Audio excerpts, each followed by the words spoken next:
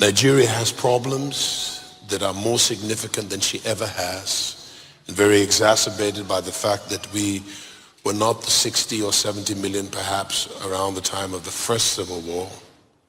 We're now allegedly, I don't believe those numbers personally, 200 million. I don't think that we've ever had a bona fide census in Nigeria. And that was also the complicity of the parents, the foreign parents of Nigeria. And many of these issues need to be dealt with unless the truth is unveiled concerning our foundational years, our amalgamation, our independence, our first constitutions. We will not get it right in Nigeria. We will not get it right in Nigeria. You must continue to join me and pray and preach as to what the next president of Nigeria should look like. And the first thing is that we don't care what part of the country that person comes from. We care more about competence, capacity, vision, understanding how to lead a nation and build a country after so much debilitation. Secondly, apart from not caring what part of the country the next president comes from, the next president must be given to development and must have proven in his or her track record, public sector or private sector, that they can deliver and have delivered development. Nigeria needs to develop. Our roads, our healthcare, education. And that's why we have so much incompetence in leadership today, because of the lack of education. So most times, much of our hope for great leadership is returnees. Nigeria has spent $2 billion every 2 years educating her children for the last 50, 60 years in the Western Hemisphere. But we've lost the majority of them to building other nations when they could be Nehemiah's and Ezra's building Nigeria. So we need somebody who understands development. Number 3, we need a president who is not a genderist. In other words, we must embrace both genders. And you have genderists on both sides of the genders.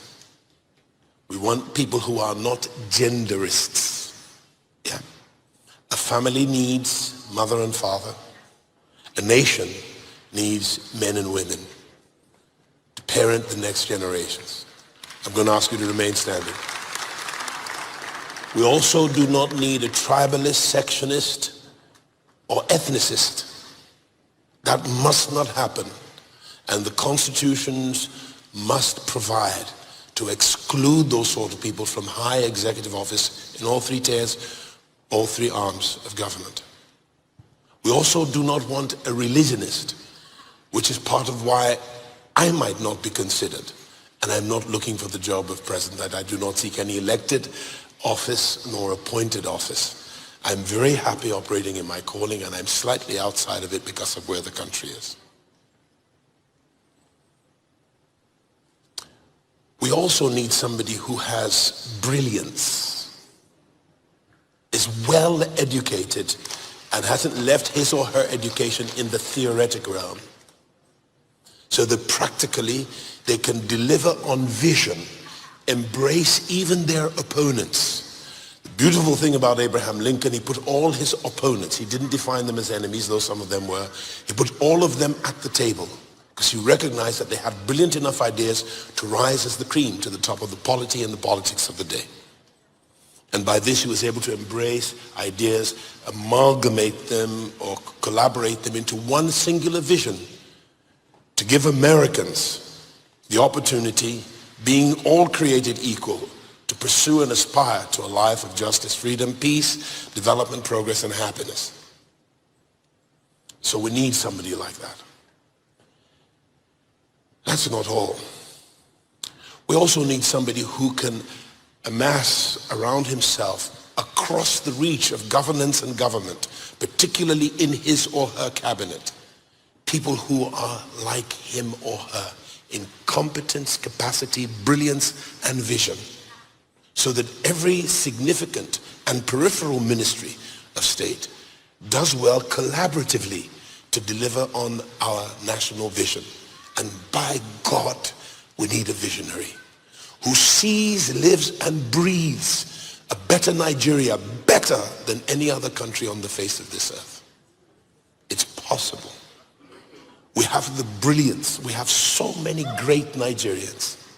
And we have to find a way, my friends, to lock out the people who only go into politics and governance for personal gain and aggrandizement, for the allure of power and money. The purpose of power and money are not for aggrandizement. They are for the delivery of service. Democracy is the government of the people, for the people, by the people. And we're sick and tired, forgive my rudeness, of these idiots who cannot see beyond their noses. If you're not good enough for the job, leave it.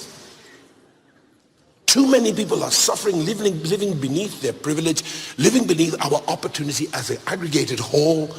And for goodness sake, it is time that if we call ourselves a federal republic, one, we must be Republican, and two, we must be federating.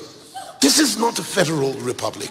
I see nothing Republican about Nigeria, and there's nothing federating about Nigeria. This is a situation where the center determines everything, and the center feeds the components. In a federation, the components feed the center. The center is only responsible for national matters like border integrity, national defense. And when you don't have that, you impede the growth of the various components of the federation. That's why some states are just downright lazy. And by my last estimates, I'm not an accountant, I think there are at best 3 viable states that have some measure of self-sufficiency.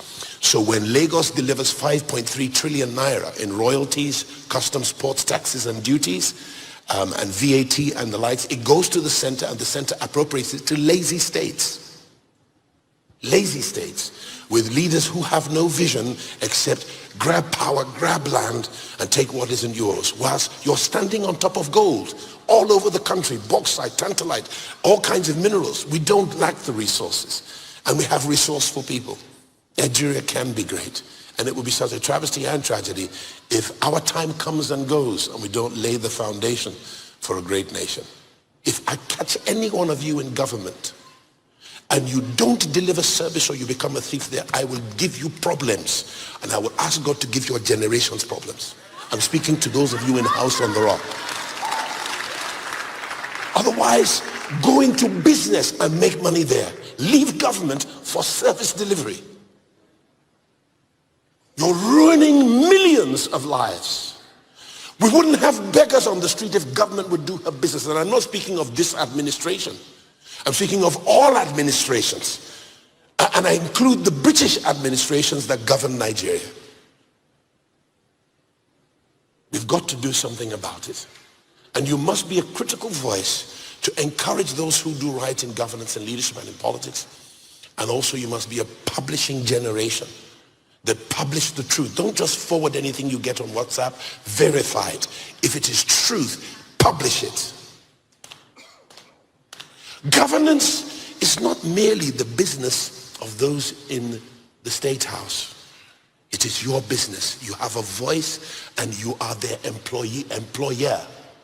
And when you correlate your voice, work together in a pyramid, the bloggers, the vloggers, the news media, the broadcasters, the anchors, and every one of you with a smartphone, use it and hold government to accountability.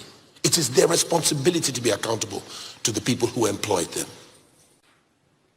And that's why that 99th constitution needs to be in fact, it ought to be jettisoned.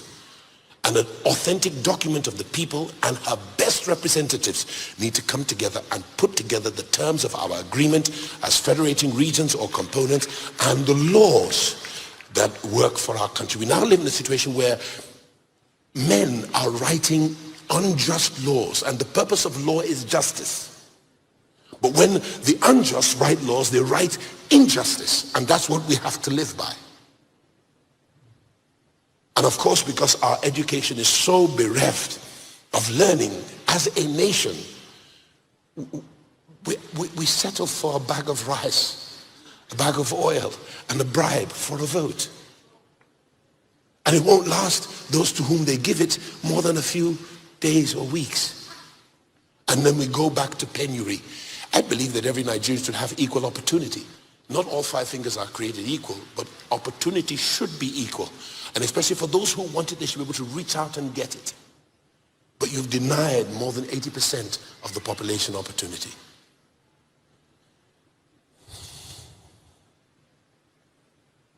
We must dumb what I've just said. We must dumb it down to the market woman that she can understand it in her language.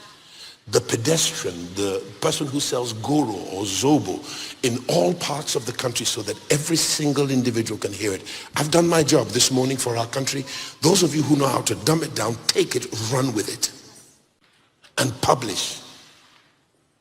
1,000 persons cannot defeat the thought college of 200 million so-called Nigerians. Mass is on our side.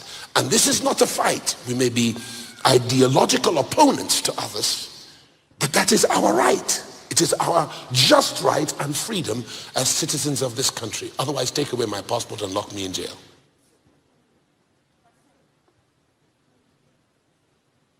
I say this because no country in the world history has survived 2 civil wars.